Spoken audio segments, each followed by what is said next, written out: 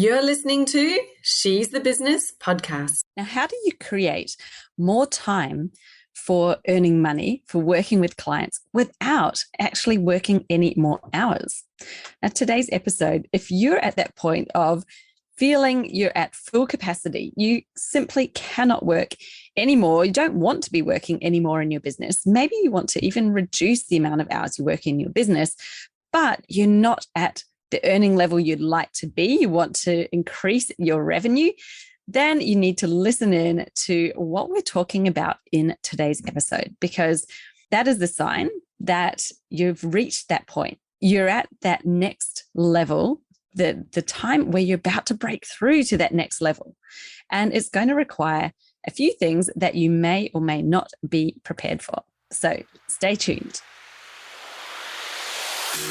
Hi, I'm your host, Jessica Osborne, and in my 23 years of business and marketing, I've built many brands to become multi-billion-dollar companies. And just in the last 10 years, I've built 2 online businesses of my own from my dining room table with 2 little babies running around at my feet. I've made it my mission to inspire you to get out of your own way and become the successful business owner who's living the lifestyle you really desire without all the hustle. This is She's the Business podcast, made by women for women. This is your weekly dose of motivation and inspiration. Now, if you're like me and your vision when you first started your business was to have something that was really simple and streamlined, that meant you could work child-friendly hours and earn at least as much and maybe even more than you did when you used to work your full-time job, then you're not alone, because that's the vision that so many of us have.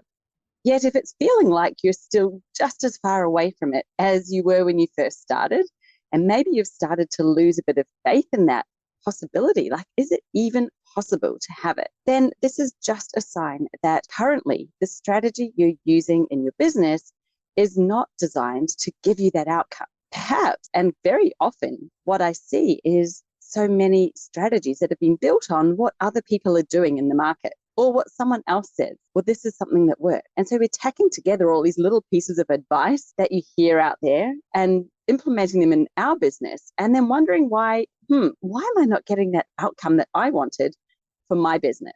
Now, this is really great if you're in this place and you've had that reflection and you can see and still see that there is so much potential for you, because realigning your strategy to actually deliver the outcome you want is far easier than starting from a blank page. And if this sounds like you, then you might be really excited to know that my program, Business Jam, gives you the 5 parts of your strategy and shows you how to align them so that you get the outcome that you want. Whether you want to work 10 hours a week, 20 hours a week, whatever it is that feels the right amount to you and actually would fulfill you, light you up, and make your life the best version of your life that you could possibly have, then that's exactly what it helps you to do. You learn how to make the right decisions, how to forget about all of the fluffy stuff going on, forget about what other people are doing out there, and actually design and align the pieces of your business so that it's simple, it's super streamlined, and you're not wasting time chasing after dead ends, penny pinchers, time wasters, clients that will never turn into clients, or creating audiences of people who have no interest in buying. You're not going to do any of that because you're clear on exactly who it is you're attracting and why, and you've got an offer that they actually really, really want. They want it. They've been looking for you. And when you show up, it's like, oh, thank goodness, here you are. Now, doesn't that sound so much easier? And that's what's possible when you align your strategy. And so I love showing people, well, this is how easy it can be. Let's get into it. Let's get into the details and align your strategy properly, which means, yes, we get specific. Yes, we do ignore some stuff going on out there, which is great. And the best news for you is right now, I have Business Jam open, but it's only open until the end of April. April 28th, the doors are closing for a little while, until later on this year. And when they open again, Business Jam is getting an upgrade in terms of more coaching support, more live training, and more of the support and tools that I've seen and experienced with current clients who are in there is what gets them better results. So there's more going into it. And what this means as well is Business Jam will be a higher level, higher ticket program than what it is today. Now, you might be wondering, well, why am I telling you this? Why am I telling you that I'm going to raise the price? Because right now you can join Business Jam. And once you're in for life, which means the benefit for you is you get the benefit of all of those future upgrades automatically included for you when they happen. And you'll be getting them first before I open the doors to everybody else again. So now's the time. If you've been thinking, well, I don't want to be still here, still looking at people who have a part-time business that's really profitable and wishing that I had it, but yet I don't, how long do you want to stay there? How long would you like to stay in that place where you're thinking that? Or you could just take that step if you know and really believe in the possibility and know that a tweak to your strategy could be really the thing that you actually need. Maybe you're not 100% clear on if you've got the right strategy. Are you in the right niche? Are you specific enough? Have you got the right offer? Well, if any of those questions are what you're asking, then that's exactly what Business Jam, and with my help, my coaching in there, can obviously help you to figure out, to answer, to align, to get clear, and to make those steps forward so that you can have the business that you dreamed of. And that's completely within your reach this year. So I invite you to head over to jessicaosborne.com/businessjam and get all the information. Have a look, see what is included in Business Jam, see what I can help you with. Make sure that you're the right fit. It's not for everybody. This program has been designed specifically for certain types of businesses that are similar to my business, coaching business, consulting. If you do one-to-one services and you offer them online, you're a professional, an expert in your field, then yes, this is the program for you. But you'll find out all of those details on that page and you can make that decision. And now is a great time to look at it because, as I said, you can save yourself a minimum of $700 by joining now, because when the doors next open, Business Jam is going to be a really exciting, upgraded version of what it is today. It's going to have everything that it has in it today, but I'm adding in some more coaching support, and you'll have the benefit of that sooner. So without further ado, I will stop talking about this. Head over to jessicaosborne.com/businessjam, find out the information, join up if you love the sound of it, and I'm so keen to welcome you in as one of my new business jammers, joining me in the monthly coaching calls, in our group, and getting that support, actual real human support, not just a course with steps to follow.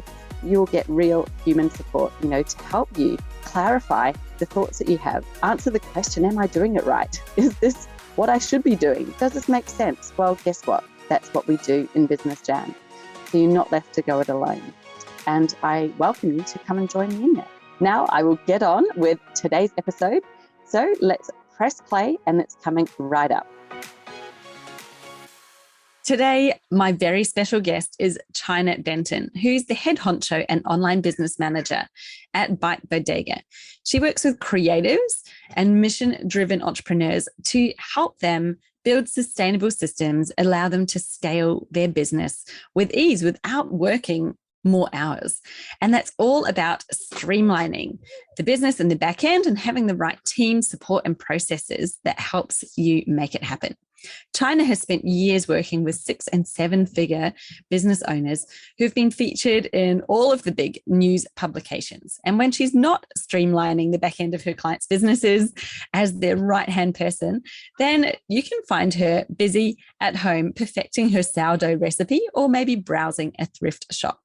Now, today, Chynna is sharing with us what it means to streamline your business, what it is that you can be doing to turn the hot mess in your business backend into something that is effective, streamlined, and gives you back your time. Okay, and welcome. I'm here with Chynna Benton. I'm so excited to be chatting to you today, Chynna. Thank you so much for joining me on the podcast. And you are the founder of Byte Bodega. Now, can you tell us what is your business all about? Who do you serve? What do you do? And maybe even a bit about how you got into it, because I'm always curious about that.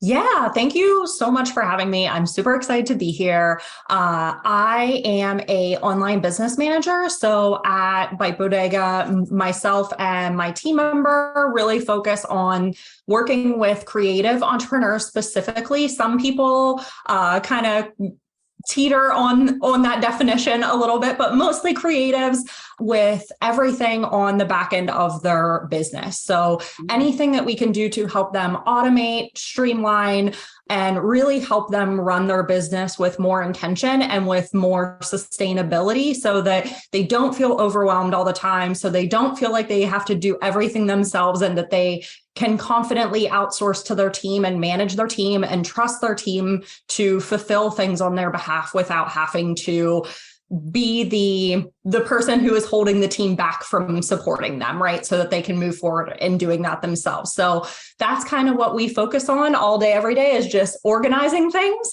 And it is a ton of fun, at least for me. I know not everybody loves it, but it is like, I just absolutely nerd out on it every day. You make me laugh because it's like you're like the cheese to my wine, or whatever you want to call it. Like, it is for me.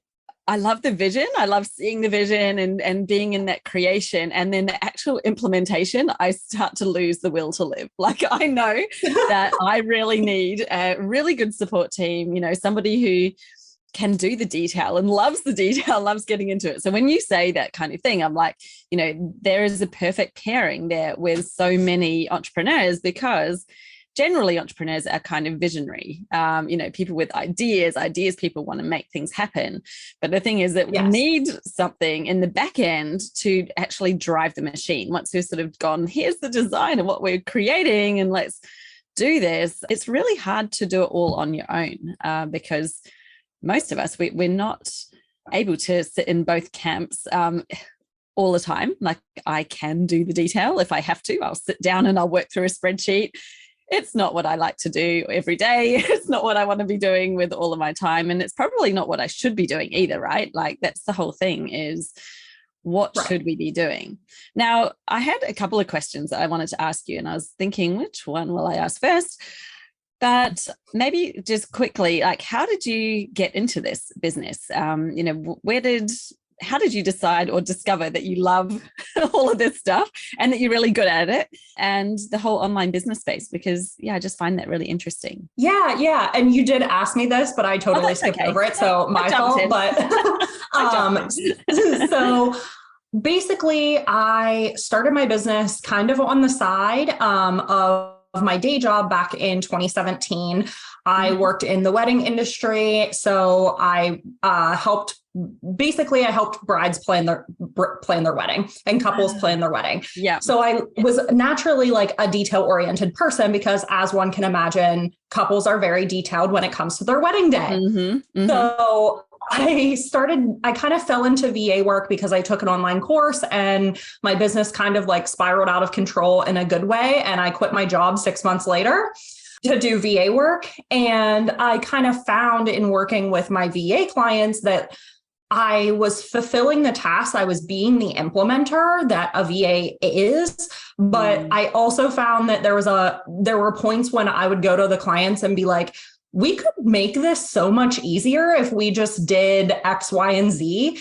And I kind of found over time that I really, really enjoyed basically looking at the bigger picture of things and not just checking the box off that it was done, but actually looking at it and saying, hey, this is a process that we do every day, every week, every whatever. How can we make it easier, or how can we make it automated so that we don't have to do it anymore? And then I can do more things for you because that's already taken care of, right? Yes. So over time, I kind of learned as I was doing that's what I enjoyed a lot. And then I kind of learned about the OBM role and becoming an online business manager, and how basically that's all you do all day in that role, right? And everything kind of came full circle whenever I realized like, oh, like this can be my primary focus and have virtual assistant support, but be that point person for helping people streamline their businesses and help them find the implementer whenever they're fully optimized in every capacity that they can be. So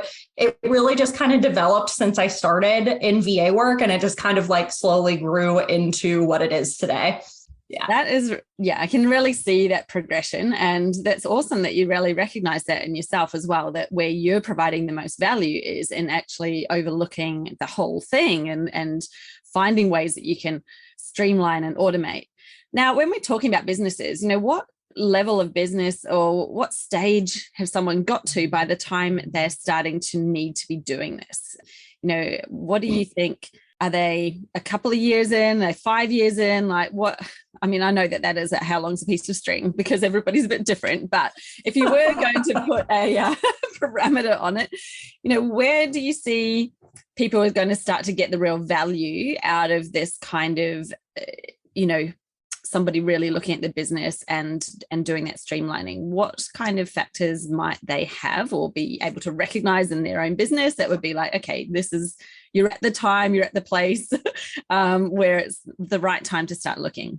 Yeah, that makes total sense. So there's two kind of key points that come to mind for me with this question. So one being if in the role of a solopreneur. The solopreneur for me is someone who might have one VA or is completely, I don't want to say you're alone in your business, but you're the sole person that's doing everything, right?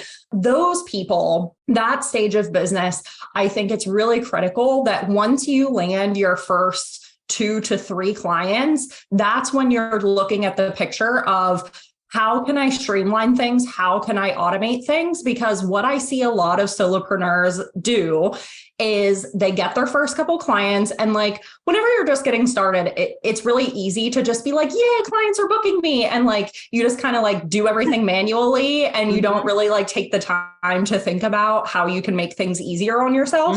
And then flash forward 3 months later, because you're awesome in your business, you have a full roster of clients and a full roster of work, and you have no time to dedicate to looking at those systems and looking at those automations. And sometimes it's something as simple as using Zapier or workflows in your client relationship management platform, like Dubsado or Honeybook or all these popular ones. And then you're kind of past the point where you have time to do that. And if you are past the time to do that, that's okay, because there's experts that specialize in those things that can help you do that. But if you want to do it yourself, it's really critical to do it right whenever you're first making money. And then otherwise you need to hire help to help you do that. Yeah. So, yeah. Because it even just takes time to sit down and even think, well, where do I get the time back? What could I automate? And often when you've got your head in all of this stuff that you're meant to be doing, you just don't have the brain space or the vision of the operations side. And maybe it's well, I've always done it that way, or that's how things have always been done. And usually I think that's where it's so beneficial to have a fresh perspective coming in and being well, did you realize that you don't have to do it that way? There's other ways of doing it, which, hey, we don't know what we don't know, do we? So yeah, I can really see that. And I think that that's probably that critical point where if you don't act in the first couple of clients and actually start putting, go, okay, this is working, great. I can see that what I've put out there, this is great. Now, really quickly, before I get booked up, I need to spend that time putting the processes in, or I need to bring someone in to help me with the processes before it gets out of control, because you can throw yourself under the bus otherwise, right? Absolutely. Yeah. And I think, one thing that popped up for me, which I do see a lot of people who are conscious of this, they might actually be starting to work on all the processes before getting their clients. And I tend to say to my clients, I'm look, just try it out first. You don't need to have all the systems in place. You don't need to have all the processes. You just need to know what you're going to do if this happens. Put something out there. If someone bites, great.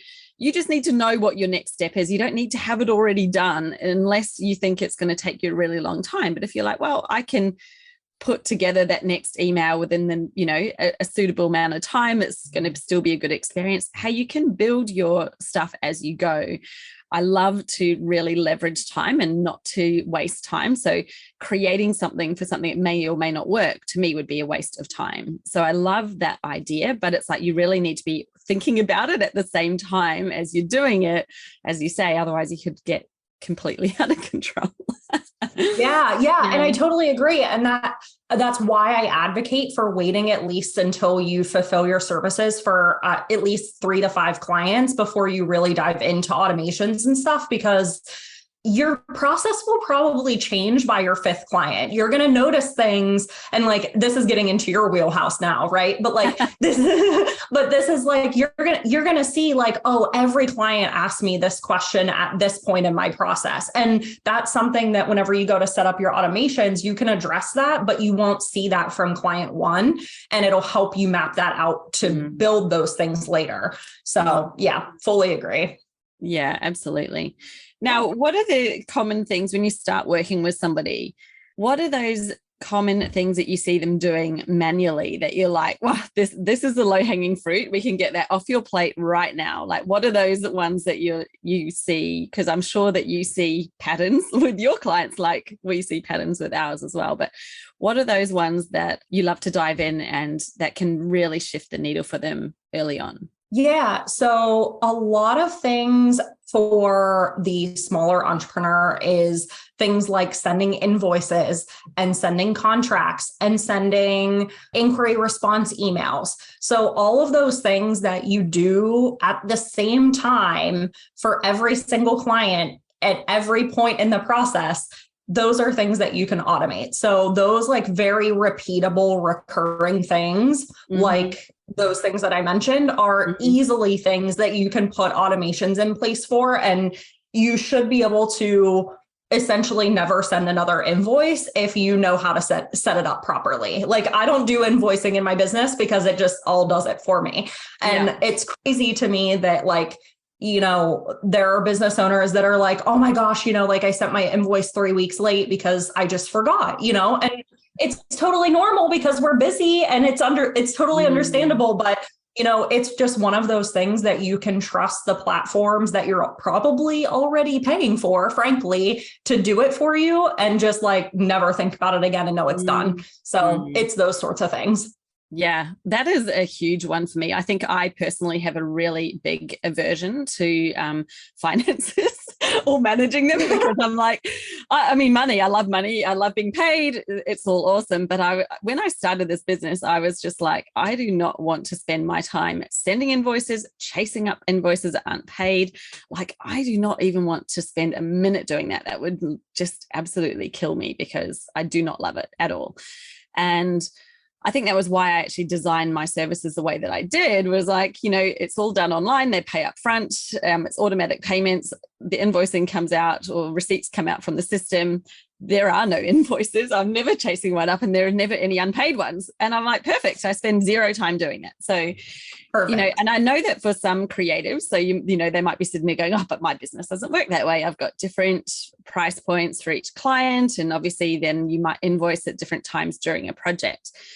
And yeah, I know, like I haven't been the creative agency myself, but I've worked with so many of them on the client side. I've been the client and they've been working with me. And my challenge and what I've done for a lot of clients is just like, well, there are different ways of doing it. And you can actually systemize and process the way that you build your service packaging and when you invoice and how you invoice, so that, like Chynna is saying here, you can actually put it into your system, and then your system can automate the invoices for you.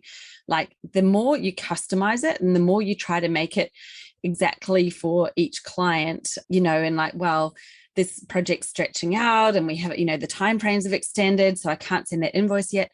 It's like, no, you just make it in your terms and conditions up front. This is how it happens. This is when it's going to be. They sign into it. And guess what? Them paying that invoice before they've actually got to that point gives them a great big push up the ass to get moving, get their feedback to you, get that project underway, because, you know, they're then thinking, well, they're putting the money in, right? So they actually want it to progress when they are not paying, and they're just sitting there like, oh yeah, I'll get that feedback done soon. That's not my top priority. And it extends and extends. So yeah, I'm going into a whole big tangent there, but I just thought this is a really good time to put that in there of like, hey, it doesn't always have to be done the way that it has been done before. Looking at even how you want to structure your services and offer them, like that whole strategy behind the service offering then leads into what you can do in the back end and actually reducing all your admin time. Absolutely. Yeah. And those are all kinds of things that like you can work with a specialist who knows your platforms that you use inside and out. Like there's Dubsado specialists, there's Honeybook specialists, there's Asana, ClickUp, all those people, and they can help you through that. Like those people are there for a reason because they know like there's a reason why I work with creatives, right? Because they're like, I just want to design stuff. I don't want to think about how to send an invoice. I don't like, that's not your wheelhouse for a reason. And there's people out there that are excited and happy to help you organize it. And there are also people out, this is kind of what I'm trying to get at, my brain. But whenever you max out the automations that you can implement in your business for those types of things like invoicing and sending your contracts and your proposals and all that good stuff.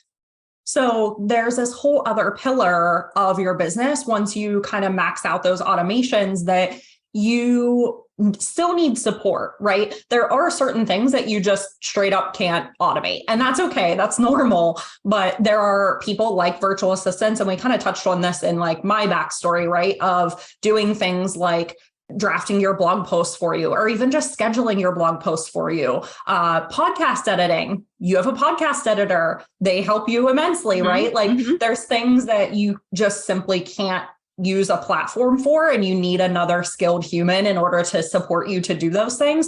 And those people are there for you too. It's just about identifying what it is that you want to outsource and finding the person that can help you do that.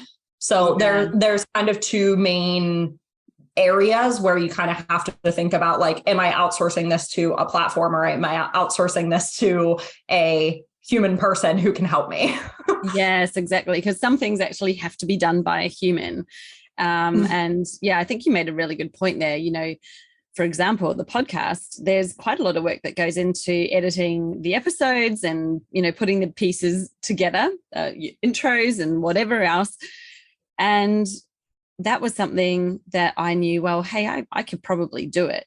Like there's technology out there that's editing platforms. Like I can learn it. I'm pretty tech savvy. I know I could do all of that, and I can record it. I could produce my own podcast, but do I really want to do that? Is it what I really want to spend my time doing? And, when I started this, obviously I was at a stage in my business where I was really strict on what I should be doing and what I should not be doing. And I knew that learning how to edit podcasts and do all of that stuff was not what I should be doing because, I could be spending my time on things that are way more revenue generating, can actually bring in the money to pay for that person to do it for me. And I know that this is a really hard thing for so many people, is like, when do you get to that point where you're like, well, it's not worth my time doing it? And I think a lot of people probably struggle because we're brought up to be so self-sufficient. We're brought up to be, and when we're in a job, they're like, it's great, learn a new skill. Like it's always about you expanding and learning new skills. But when you come into business, like that kind of mentality of I'm going to learn how to do it and I'm going to do it, it actually means that you end up slowing down, because as your business grows, there are more and more and more things that get added in. And if you're doing them all, then the amount of time you've got left to actually do the work that brings in the money is getting smaller and smaller and smaller and smaller and smaller. And so what do you say, like, when is that time that people should maybe recognize that it's time to outsource? Like, how do you know when it's the right time, do you think? Yeah, I guess because that's probably the question that everybody has, and it's the scary one. I know for so many, it's been really hard. Yeah, it's a question that I get asked a lot, honestly, because I think everybody has that challenge, right? And understanding, when you need to outsource and when you need to hire that human person to help you. And I think people put it off a lot because it is a big investment, especially as a smaller business owner. it's normal for your outsourcing for your team to be your biggest expense, right? So with that being said, there is a time when you reach in your business, and this is different for everyone. And I'm sorry that I don't have a clear answer, but because everybody wants it to be black and white, but it's just not. But I really think that it is whenever you reach a point where you cannot serve any more clients to make any more money because you are maintaining all of these other things as you are maintaining those clients. Or students, depending on your business model. But once you reach a point where you're like, okay, my absolute cap is I work with 4 clients a month and I'm already working 40 hours a week, 50 hours a week, whatever it is, or even 20 hours a week. Maybe you don't want to work 20 hours a week and you only want to work 15, whatever, right? Yeah. But once you reach that point where you're like, I can't take on anymore, that's when you need to outsource, because now we're talking about you're limiting your revenue because you just don't want to outsource your podcast, right? Or because you don't want to outsource your blog post writing or whatever those things are that you could easily trust to someone who is incredible at it so that you can take on that 5th client every month. And maybe you spend, I don't know, let's just say $600 a month on that support person, but you can book a $2,000 one-on-one client. You already made, what is that? Math isn't my strong suit, $1,400 a month extra, right? So you really have to look at it from a data-driven decision of if I outsource this much, what am I going to gain? How much more money can I make to offset that? And once you reach that point where you're you can confidently say to yourself, yes, me handing this off is going to allow me to expand what it is that I'm doing. That's the pinnacle point that you need to recognize. And like I said, I wish that I could be it is 3 months in, that's when you need to outsource. No, but I think that's a perfect description, right? Because we all know when we get to that point where you can't do anymore, where you're I'm maxed out. I'm maxed the time and I'm probably not even doing as much as what I should be doing. There's all this stuff I'm never getting done. It's starting to look like a mess behind the scenes. It might look okay on the outside, but behind that curtain, it's oh my God, the whole place is an absolute jumble.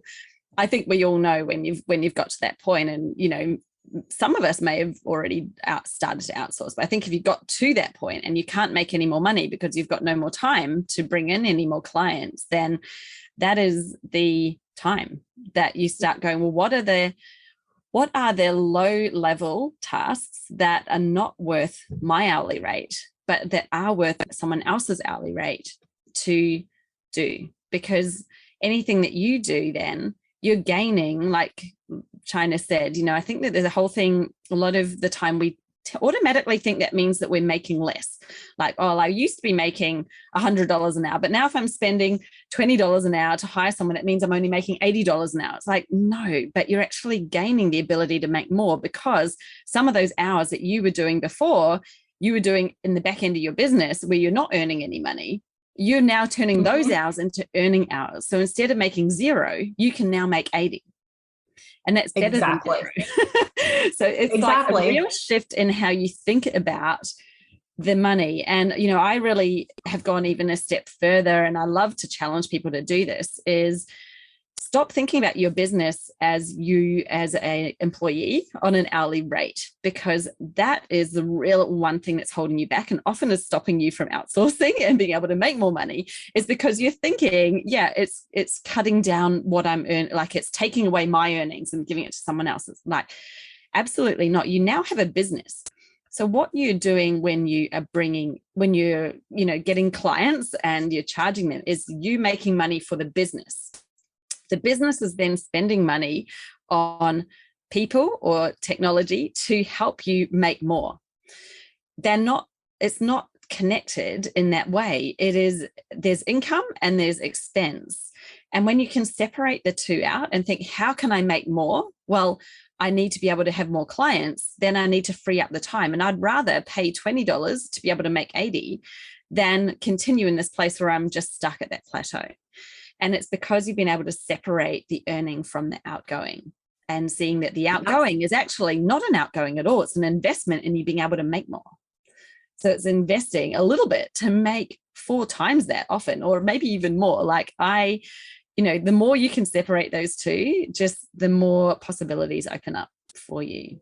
Absolutely. And I think that ultimately, if you give yourself even like a chunk of time to test it, what I would bet that you would find that 3 months after you hire that support, you're going to be able to look at the picture of your business as you're describing and see like, oh, that extra client or 2 extra clients that I can book every month, like my revenue went up 20%. And I only spend $500 a month on this expense that I brought on, like that it's a given. It's a very obvious decision whenever you simplify it the way that you're describing and looking at it from a business point of view rather than this opportunity for expansion rather than this like, well, that's going to cost me money, right? Because it's a shift in perspective, right?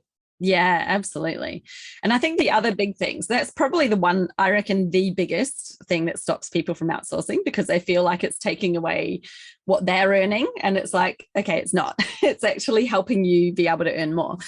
But the other one is fear about the person. Like, can someone else do this as well as me? Can I really hand it over to them? Are they going to blow up my business? Like, I guess it depends on what you're outsourcing to. But, there's a lot of risk and fear, I think, in that bringing in someone into your business when it's only been you can be a really scary step because it feels very intimate. And I guess there's that whole trust thing. So what's your advice in, how do you kind of work through that? How can we shift and change that perspective? And then what do you look for in a person so that you know that they're going to be the right fit for you?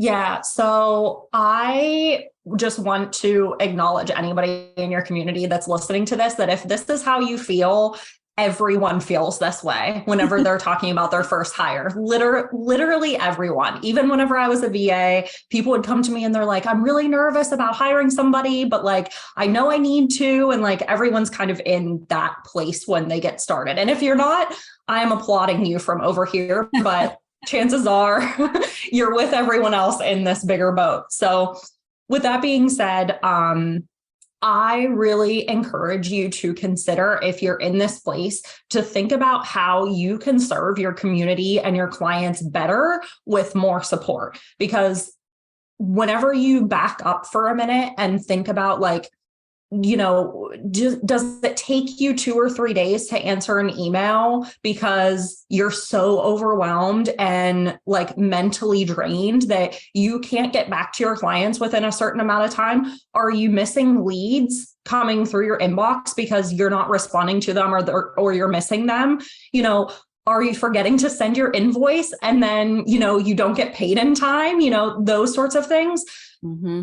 That can give you, or this person can give you the time and space to serve your clients even better than you can potentially serve them by yourself, right? You can free up time and space, whether it's through those admin tasks or just by you not having to think about those admin tasks anymore. You now have the time, space, and energy to dedicate to your clients, even if they're not client facing, right? Like, that's a whole different conversation, but like literally just them handling the things that your clients never see for you, so that whenever you are on a call with someone, you are fully there and you're not thinking like, oh crap, as soon as I get off this, I have like 85 emails I have to answer, and you're distracted, right? You have all these things going on in the back of your brain, like we all do. But as soon as you release yourself from that, imagine how much clearer minded you can show up to serve your clients, and how much better you can grow your business as a result, because they're going to feel that, right? So I really encourage you to think about not just like the fear of trusting them, but the opportunity that you can have to grow as a result of trusting them. Does that make sense? Definitely. Yeah, absolutely. Yeah. And I think, some of the challenges that I see people have, and, I've certainly experienced them as well before myself. Luckily, with my business, I'd already been in the corporate world and had hired so many people for my own team, and also, contractors and agencies, that I was very used to outsourcing when I started my business, and I was doing that straight away. But, I know for a lot of people, it's kind of the first time you're doing it. And what, I guess, for me, the biggest thing, and, I'd love to hear if you've got an even bigger one or a better tip. It is really about being super, super clear with that person. So a lot of this fear around, well, I can't trust them to do, take over my social media or to do my accounts. All you need to do is be really, really clear on your expectations of what this is, what they do, and what success looks like to you. So for them, they might be already working with other people on social media or whatever it is that you're asking them to do. And they might have a different version of what they need. So don't just assume that they're going to have in their head the exact same thing that you have in your head when you start out. You need to be really clear, like, this is how I want you to do it. And this is what success looks like to me. So when you've done this by this time, and it's got these things included, that is going to tick the box for me. That's going to put the smile on my face, and that is going to be amazing.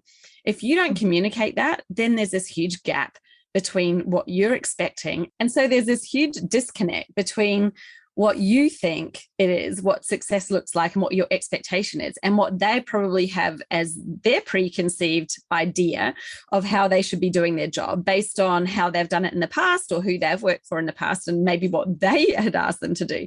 So the communication is the number one key to success. And also then that means that, this whole fear of the trust and all of these horror stories that you hear of people like, I hired someone to do this and they did something completely different. It's like, well, that is down to the communication. And unfortunately, as the business owner, we have to stand up. We got to take responsibility.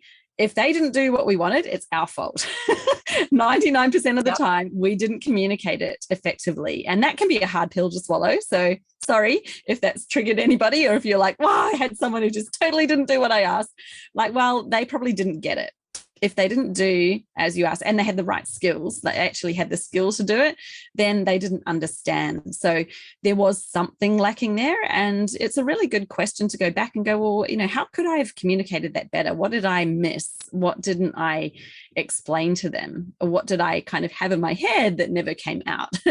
Because that is really, I think, what I've seen people like hire, then have a disastrous experience, then go, I'm never hiring anyone else again, then retreat back into, I'm doing it all myself. I'm the person with many, many hats on my head.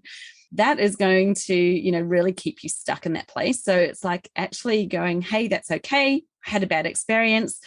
That doesn't mean that every experience is going to be that way. And that may have been a disconnect between you and the person. Maybe it wasn't the right fit, but 9 times out of 10, if you felt like it was a good fit, it was probably down to that communication. What do you have to say about that, Chynna? I know I've just gone on a huge big rant, but I feel really passionately about it. I've had a lot of challenges with this myself. I've definitely not communicated properly at times. And I have learned that lesson over and over and over again. So I'm just trying to, really impart it. But what do you say? Like, how do you see who's a good fit? What other things can you do even before you get to the point of briefing that would help someone make the right choice about who that person is? Yeah. So I just want to agree with you completely in everything you were saying, because I fully agree. And this is something that I talk about a lot in my education resources, that like, and especially with a lot of my clients, and that like, if you are not giving your team the tools that they need to succeed, that's on you. Like ultimately if you say to someone, I want you to write 1 blog post a week. Well, I could write a blog post that's 200 words and 10 images, or I could write one that's 3,000 words and 0 images. And unless you tell me, like, it's just a really concrete example, right? Like, exactly. Yeah. If you don't tell me what it is that you want, there's no way for me to read your mind and ultimately know. So having those resources, and like, I'm an OBM, so I'm all like operations and procedures, right? So like, standard operating procedures is something that I highly, highly, highly recommend that everyone put in place, whether you have one VA for 5 hours a week or 10 team members with 25 hours a week. That is really your tool to give them that step-by-step direction and the information that they need in order to fulfill those tasks for you exactly the way that you're describing. And that doesn't have to be hard either. I know that, for people who are like, maybe a little bit like me, busy, and I'm like, standard operating procedure, I start going, I want to stick my fingers in my ears and run a mile. But just think about, well, how could I make that easy? How could I give the direction in a way that's easy for me? And something I love to do for my team is literally put on Loom and just record in under 5 minutes. Sometimes it's 2 minutes. This is what I want you to do. This is how you do it. So this is something we do regularly. This is how I want you to set up. If it's like setting up a new offer in Kajabi, there are things that I want in there. There's stuff I want to tag. I want it connected to Active Campaign. I want, this is how you do it. And then it's done. And it literally took me 2 minutes. This is not like me sit down for half an hour and write it out step by step, because that would kill my energy and my time. I don't have time for that. I'm not doing it. But they can turn on that video anytime they want and go through it. And, maybe that's not perfect, but it's better than not having it at all. So, I just like you to just think creatively about it. Like, this doesn't have to be hard at all. It's just about how can we be clear? How can we give them the best description of what it is that we really want? But to answer your question, because I had to comment on what you were saying because it was too good. And I could talk about that until I'm blue in the face. But so you asked me about what it is to look for in someone whenever you are looking for the person that you want to hire. So I'm really big on soft skills versus hard skills, right? A lot of what we see in job posts for virtual assistants and similar roles in the online space are like, have you ever heard the term of a unicorn VA, which is... Have you heard of this? Yes, exactly. It's I need my perfect go-to person that can do literally everything under the sun and knows every platform and everything. And ultimately, like, you're never going to find someone that can fit literally everything. And frankly, you don't even want that person. You want somebody that can like specialize in the thing that, you do, or that you want them to be focusing on. So with that being said, don't focus on the hard skills. Like, it's not wrong to say like, hey, these are the platforms that I use in my business. If you're familiar with them, great, but it's not a make or break thing, or it shouldn't be a make or break thing, in my opinion. I think you should more so focus on finding someone who matches your personality, matches your brand voice, matches your ideals and your mission behind your business, so that you know that they are fully behind you in what it is that you're working towards, right? Because listen, I can turn on a Loom video, like you were saying, and teach somebody how to tag a email address in ConvertKit in 10 minutes. That's trainable. That is a hard skill. But I cannot teach someone how to be excited whenever a new student joins my course, or a new client had a breakthrough in working with me one-on-one, or something like that, right? Like, I can't teach someone to do that. So I really, really encourage everybody, whenever they're hiring their person, whatever role it is, to really focus on finding someone who is genuinely excited and expresses that excitement about your business and about what you do, that they show that they did their research, they looked at your website, and they know what it is that you do whenever you talk to them, and they have the desire to learn. Even if they don't have those hard skills, they want to learn from you and they want to grow with you. So that's really what I would tell you to kind of move forward with. And just at the end of the day, like, follow your gut. Like, I know that everybody hates that answer, but if you get on a call and you feel good and you're like, yes, this is my person, like, they get me, like, that's a really good sign. If you get off and you're kind of like, meh, I don't know, like, that was weird. well, then you should listen to that too, So all of those things are really, really important through the process. I think you touched on something that I'd love to highlight, because I think this is actually super important. And it was about the unicorn thing. And instead of finding someone who is good at everything, to actually be really clear about what the specialization is and hire for the specialization. Because anyone who's actually saying they're good at everything is lying to begin with. There is no such thing. Yes. Like, trust me, been there, done that. I always would ask an agency, tell me what you'd win an award for. Like, seriously, I don't want to know that you do everything, because you might, but it doesn't mean you do everything well. I want what you do really well, because that is where your highest value is. And every VA is going to have an area that they really do well, that they are a specialist in. And I guess the way that I would think about it is, as a business owner, when you start out, you're wearing all of the hats. So your job is not the business. It is not one thing, and you're not cutting off bits. You're actually wearing a whole stack of hats when you begin, because you're doing it all. Each one of them is different. And you can't just go, okay, I'm now just going to do my work and I'm going to transfer the whole stack of hats onto a VA. Like, that's really unlikely to be successful. Often what happens, some people may have a VA that does lots of things for them, but generally it starts off with one. And then you find, they've actually got some skills here, or they're working really well. We add and add and add. And so they might end up with a few hats, but you tend to want to start off with just one in mind and be hiring for that one. Like, what is the main thing I want to get off my plate right now that is going to make a big impact for me, because it's not my core competency. It's not what I should be doing or spending my time on. Hire for that. And if there is a fit with some of the other hats, great, because you could do that, but just start with one. Like, make it easy for yourself, because when you hire for a specialist, you're getting a much better output, a much better fit for what you need than trying to find someone who sort of meets a whole lot of criteria, because you're going to find out, well, that's going to get very frustrating then when they're trying to deliver and they're not doing anything particularly well. Then you just sit back in that place of like, I should never have outsourced. So generally that's kind of what's going on. And, what do you say, because you're now an OBM, so do you take that role with your clients' businesses where you're managing the VAs as well? Like, how does it work? Yeah, just in terms of hiring VAs, like, do I hire VAs for clients? Is that what you mean? Yeah. Do you hire and manage them? Like, because the OBM, essentially what you do now is like sitting at that level kind of in between the business owner and, if they've got more of a team. But maybe, some people may not be as familiar with what that OBM role really is, or what the difference is between that and a VA. So I guess to add that clarity for anyone who's got that question. Yeah. So essentially, as an OBM, I sit between the team and the business owner. I always like to say, like, I am the business owner's partner in everything that it is that they do. So